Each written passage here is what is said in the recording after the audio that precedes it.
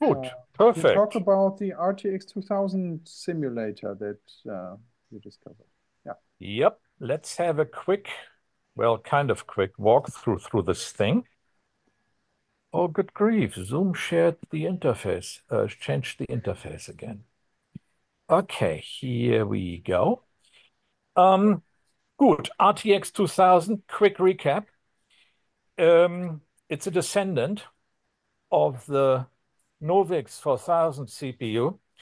If you look at the CPU architecture and the command set, that will become um, immediately apparent. Couple documents describing this. Of course, there have been a few things bolted on. The Novix addressed 64 kilobytes, um, kilowords. Memory is 16 bits wide, of which the first 32 could be used for programming. We'll take a look at why in here in a minute. The RTX lineup shares this. Um, Other differences are, we'll see that later on the code. Um, the RTX can address 1 megabyte or 512 kilo words of RAM or of memory, courtesy of a segment register, very much the same concept like the 8088 brought to market.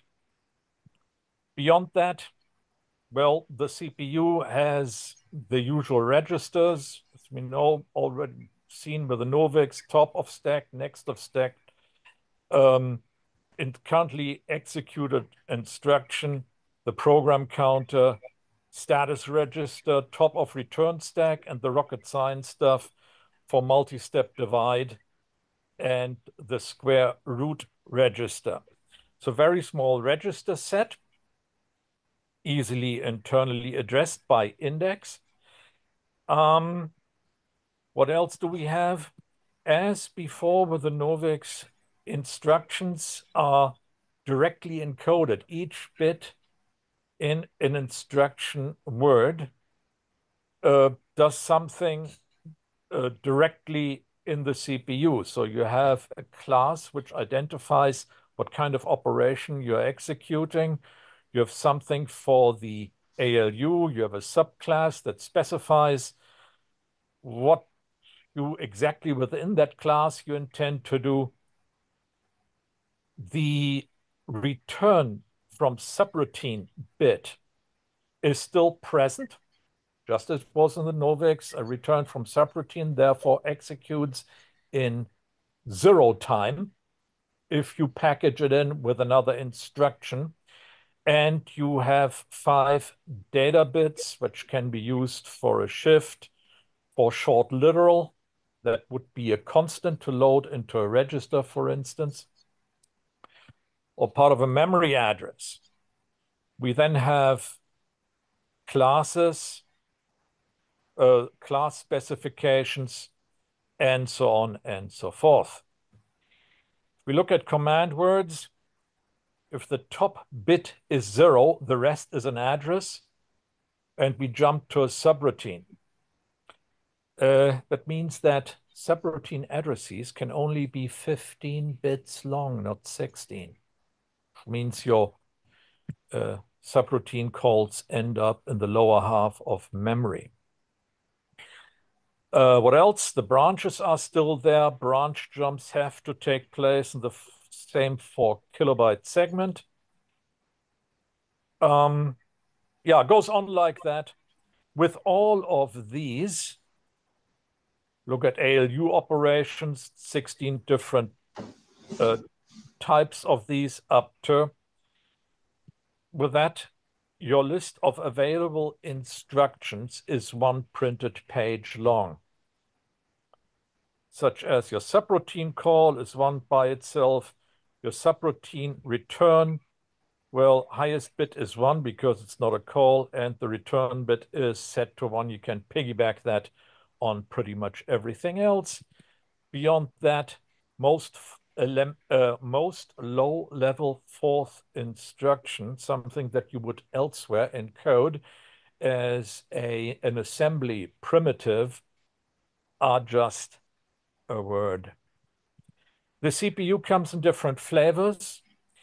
One of them is radiation hardened, and as a consequence, they have been used in a number of spacecraft. The last one was the Rosetta Philae mission to 67P. The rest of that name I can't quite pronounce. Comet, where the Comet lander contained two of these things.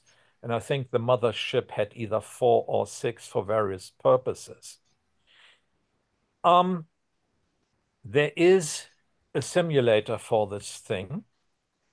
And it makes sense to take a look at the README. It was written by Phil Copeman. He's still around.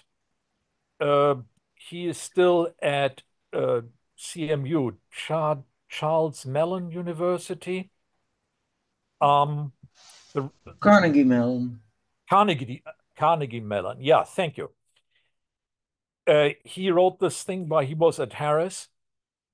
So technically that's still kind of copyrighted, but since this was done in the 90s, I'm fairly sure one could argue that Harris has lost all interest. The CPU apparently is still available.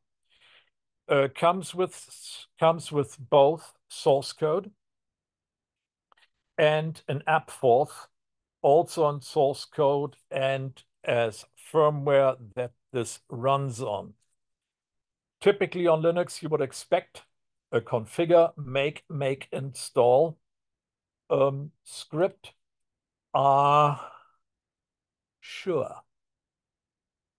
Not exactly. The only thing that there is a make file, and that make file is primitive. The only thing that's really system dependent is how the keyboard or the console interface gets turned to character IO, not line by line like it would be in a shell. Yeah, it's fairly primitive, fairly simple. Couple differences, as I said, between the Novix and this thing. As far as hardware goes, one that you actually have to pay attention to is that you have a segment register. The AppForce doesn't use that. It all happens within the segment 0, so the first segment. I've not experimented with that just yet. Your mileage will vary. Documentation exists, but it's kind of finite, but hey, that's what source code is for. To compile that thing, just run a make, and it creates your simulator, and it creates a bin to hex utility that you will need when you compile your own, when you rebuild AppForth, to create that, to turn the bin file that comes out of the executable into an Intel hex dump or Intel hex format that gets read on startup. The other thing worth mentioning, there's a script called run, which invokes the application followed by the hex file of your firmware. So if we run this thing, this is my version. It spits out all that hexadecimal that it has been reading, and we are up. Let's see if anything works. Well, that looks promising. Let's make a word definition. Same thing.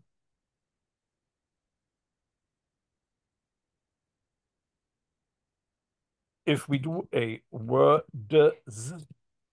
wait, that's uppercase. Okay, let's try that again. And add 3434 plus dot semicolon, do a words, you got to be kidding me. Okay, fine. That was my very first change that I had to do to make this work. The problem with this thing is, or was that this was done for Turbo C, so something that runs on MS-DOS. Nee, not Turbo C. Turbo C is the name of the constant in the code, but it was compiled with Borland C. I have never used that, and I'm wondering if that's a Windows application or if that required DOS. If we look at the source code,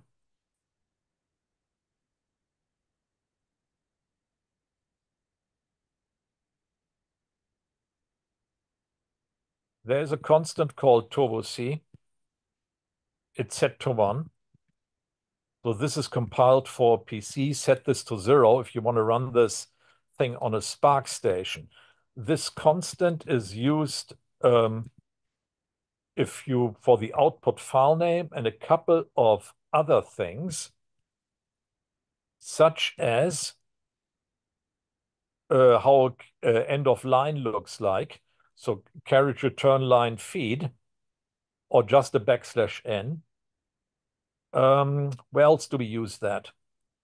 Yes, the implementation of CR, carriage return. No, sorry, the definition of words, multi-line output normally. It checks if that thing is set to 1 or not. And if so, it executes a thing called pause. And that's it. And afterwards, it gives you the next word. Pause just does just that. It waits for carriage return.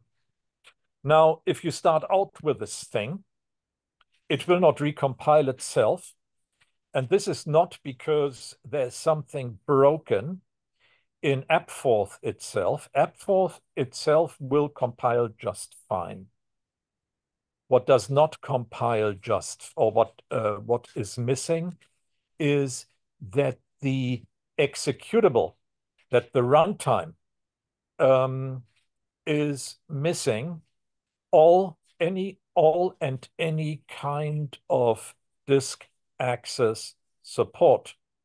So if you run the original, let's do that real quick. It's over here. Let's run a make. Let's run a run. Let's see if this works. We're still alive, not bad. If we do a load and we load an appforth.forth, we get an error message and this thing terminates. These errors are deadly because if you get an error within your within the simulator itself because you did something illegal, it's over. So if we take a look at the source code, if we look at the firmware of AppForth, we find out that this thing pauses, which makes sense in a DOS machine, because if this is truly running under DOS, or if this was done in Turbo C, then you will, then you don't have, if your output scrolls by fast enough, hitting pause might be too late. You might not see stuff, and you cannot scroll back in your output buffer unless you're running under Windows. So this carriage return thing, in a way, it makes sense. But you need to have this compiled, and you would like to work properly with this thing, with this environment. So the very first thing that you would like to see this leave is the this carriage return to go from enter to enter to enter. That is comparatively easy to do. Within the hex dump itself, you can find the address of pause, where the code itself starts. a little bit of digging finds that it is at offset 12127A hex. And you just replace the very first word of the pause implementation with a return from subroutine, which renders pause useless for all intents and purposes, but it will do the trick. We compile that, and we run that. And now if we do a words, this scrolls by just fine. And if we had a scroll bar on the side and this wasn't full screen mode, we could now go back and look at this. That's the first thing that I've changed to make this work. And it's a hack, but we can now recompile, or we could start looking into recompiling the firmware into new firmware hex file to load. For that to work, we have to add disk primitives, which gets us to the point where we would like to find out how the disk is accessed. If we think back to the Novix CPU, the Novix sends a hex 03,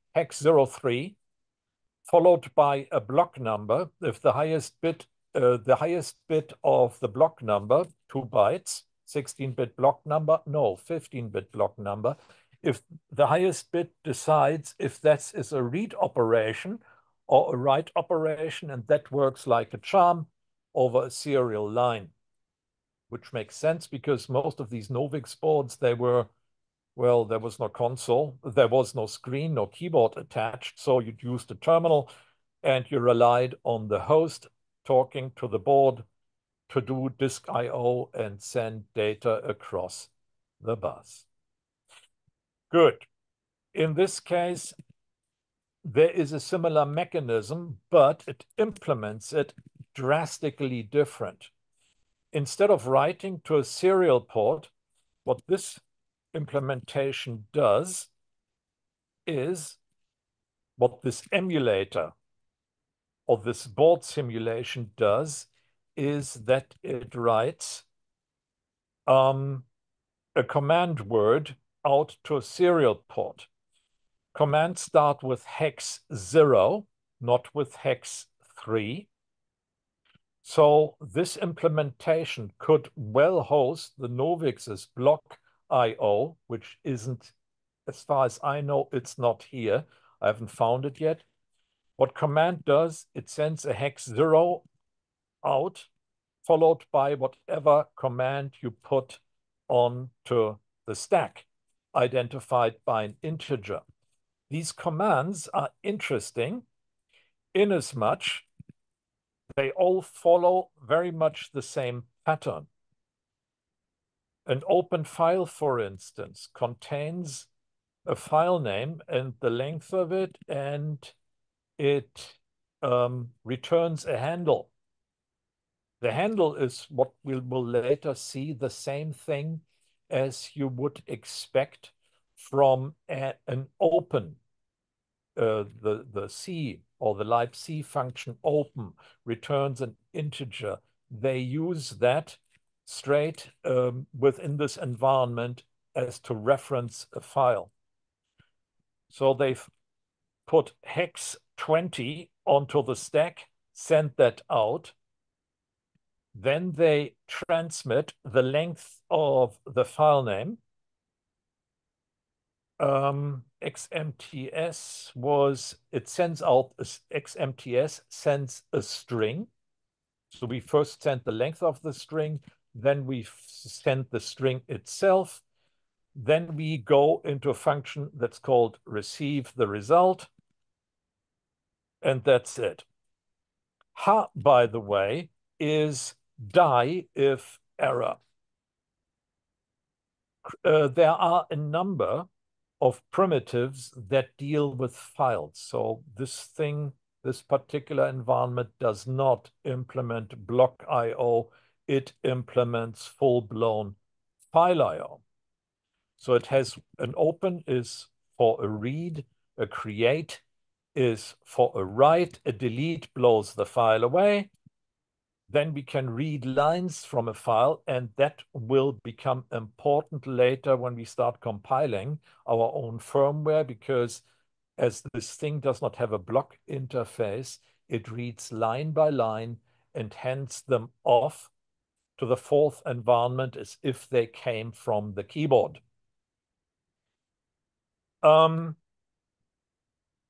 That's pretty much it. As far as I/O goes, now, if we look at XMIT, XMT, where is it? XMT. Never mind the begin until part here. What this thing does is that it receive and transmit right directly into a CPU register. I've never seen any of the boards that are being simulated here. So either somebody bolted on some extra hardware on the outside that gets exercised whenever you write something to a CPU register, or it is a concession to a simulated environment that catches a read to this register, or from this register, or a write to this register that then goes out and triggers an external action. The simulation environment strongly suggests the latter. If an actual board did that, I don't know, I don't have the board. If we take a look at the implementation and how this is being done, we have somewhere in here functions that implement a host read, which would be a read from hex 19, or a host write from hex 19, that open a file, read a file, do something to files, and so on and so forth. All of these invoke a function. There is a token, a numerical token to function association, which has to match whatever app Forth implements. This goes down to the point that you can actually return commands. Some of these I have yet to implement. This particular environment contains what's required to recompile the firmware. So for instance, an open file, remember, you pull this out of the simulated environment byte by byte. You do not get to read a memory region, though that would be implementable, that you have a memory region that then gets handed off to the emulator, which would more or less sound like dual-ported memory. The host reads memory that the guest has to put commands together in. That was not done here, and that's probably a good thing, as we'll see in a future talk. So you get bytes by byte. That means you have to keep track of where you are in your byte sequence. And this then just calls for finite state machines. So if, for instance, you want to open a file, well, in state 0, you clean up memory and you're done. The next thing to follow in states 1 and 2 is the length of the file name. That thing can be 16 bits long, bytes long. The length field, that's 2 bytes, so 16 bits. That file name could, in theory, be 64 kilobytes long. Well, it is not, but still. Then you catch the file name. Once you're done, you open the file. Remember, the read to open this with fopen is that we later on need to read from a stream because the runtime environment wants to see source code line by line, at least in this case. We hold on, we return the file number, we hold on to the file pointer, and we're done. Closing the file, same thing, but here we need to make sure that we get the file handle handed over, but we open the file at the stream, so we have to do a little bit of sanity checking. Not that we end up with a file name or with an out of bounds access and so on and so forth. We have read file, write file, same finite state machine concept. Some of these are not implemented yet. For instance, I did not have a good use case for a seek. I have a use case for create. An open is open a file for read, apparently. The documentation is a little bit economical in that regard. A create is being used when I want to write a file. So yes, this is backed. Delete, list, xlist, read are not implemented. I didn't have use for them just yet. Read line, on the other hand, is used by the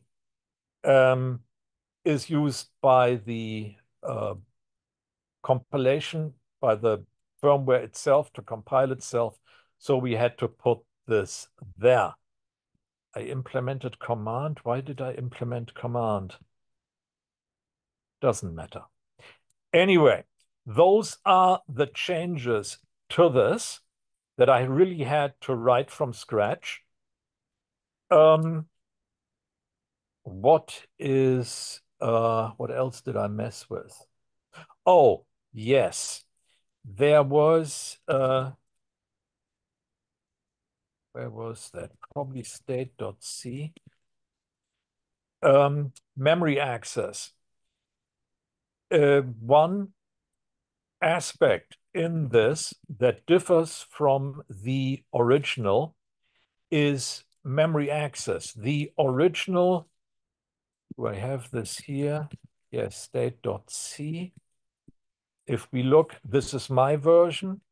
This is the original. Not quite. Long store. Here we go.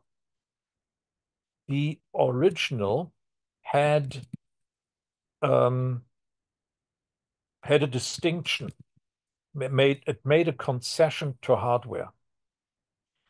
The concession to hardware, as far as the board design goes, was that the second half of memory was RAM. The first part of memory was half of it was an EPROM, so not writable, and the second part was not backed. That means if you started messing around with addresses incorrectly, a write to the first 32 or the first 16 kilowords would result in an abort because you try to write something that you're not supposed to. So nothing would happen. A read from the memory hole, the second half of the lower half of memory, would result in an invalid address access, and nothing would happen. There are two things wrong with this. A, it's tedious to keep track of this. B, it does not match the Novix, and I like the idea of having memory that I could mess with all the way. And C, this distinction, doing this math in the traffic path in something that you do a lot, has a minor performance impact. So therefore, I got rid of it. Instead, it's like all the memory is accessible. This address larger or equal mem bytes is no longer a thing that could get removed. And that's pretty much it. That is the other significant deviation from the original. Oh, and I changed the indentation. The original, I find, is written in a rather dense way, which I find less readable, but, well, can't argue taste. So that's pretty much that. This compiles in a New York minute. Admittedly, this is on a, what is that? 8 CPU old Dell M6500, fairly heavy, fairly chunky, runs Ubuntu.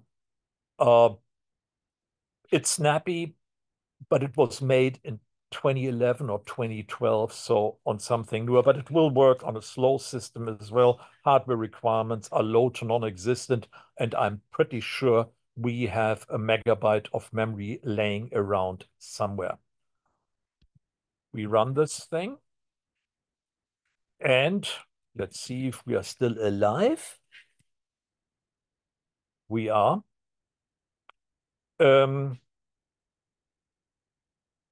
What else is, yeah, let's compile this. Load up Forth.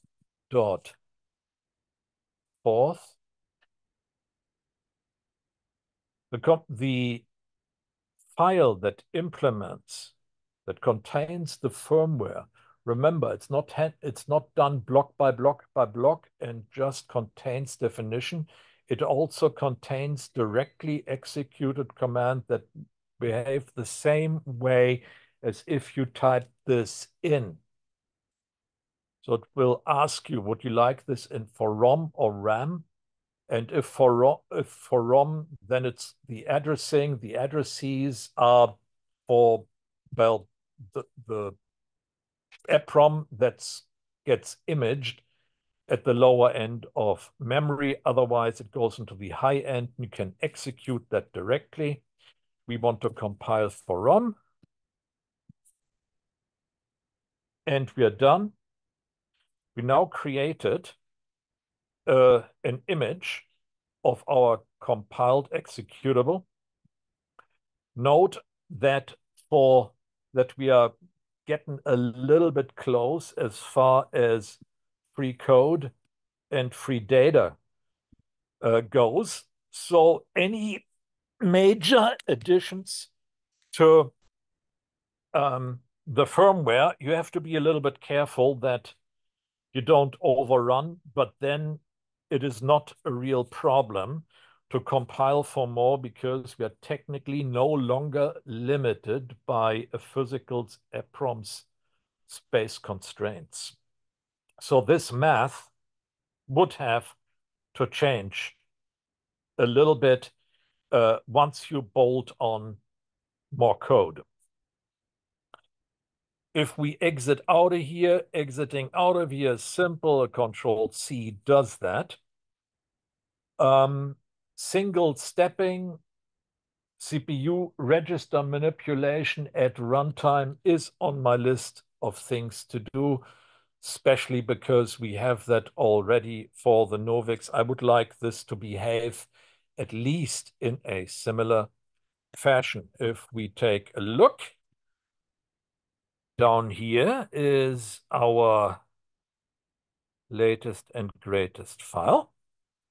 We both now use bin to hex, provide the name, redirect the output into, well, a hex file. If we take a look at run already loads app-forth.hex. So let's try to run this. Let's see if it still works. I have no idea while I'm trying this command to execute, to test if anything actually happens. It's muscle memory, and I'm It's been a while since that started. Word still worked. Apparently, we are up and running. What else does it do? Oh yeah, let's take a look at how things look once they're getting compiled. Let's implement a quick word, something easy to read. And we do an add, we do a C against add 34. Hit enter. Oh, I love non-printable characters. Okay, remember, the original board that this firmware was made for only had the second half of memory. So everything from hex 8000 to the end of memory populated with RAM. The first half under below 32 kilobyte was ROM or not there and therefore couldn't be written to. Because of that, we start out at address hex 8008, and that is before that we have the link field for the Forth dictionary that add 34 is now part of. You have the link field and the word name itself.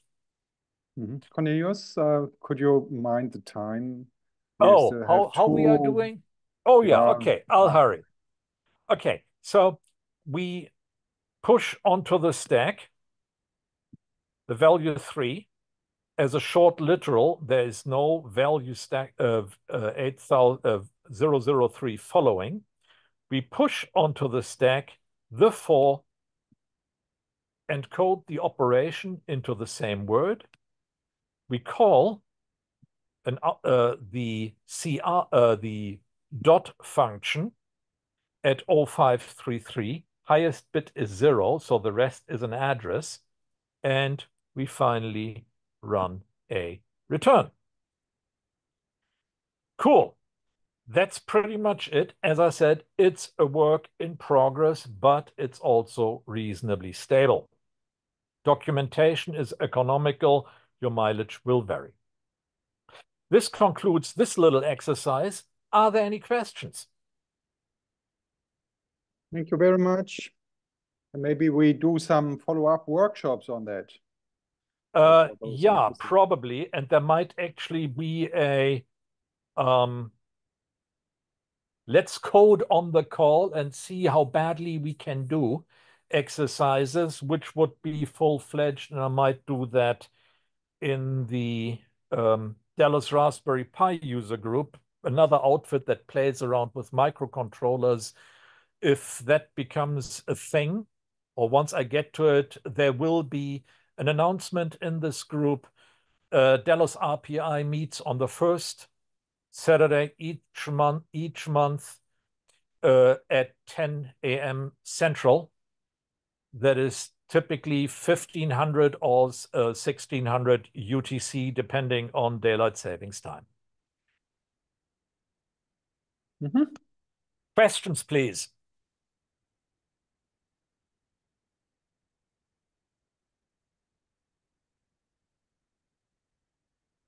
Don't be shy. I don't bite just yet.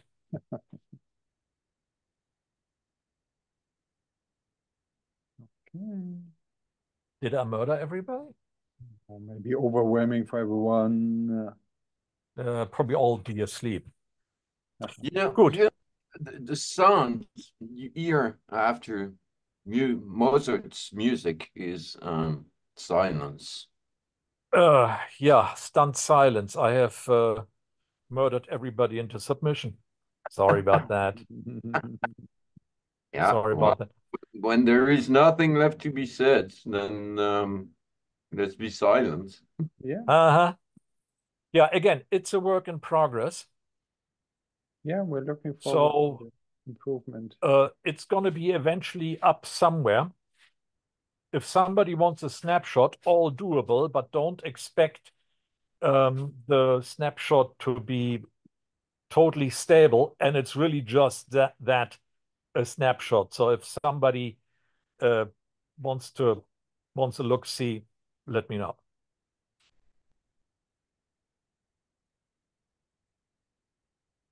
Right. Perfect. Next one, please. I shall shut up now. Yeah. Let's have a look at the schedule. Who's next? Oh, that's me. Yeah. So from the bits and bytes that we saw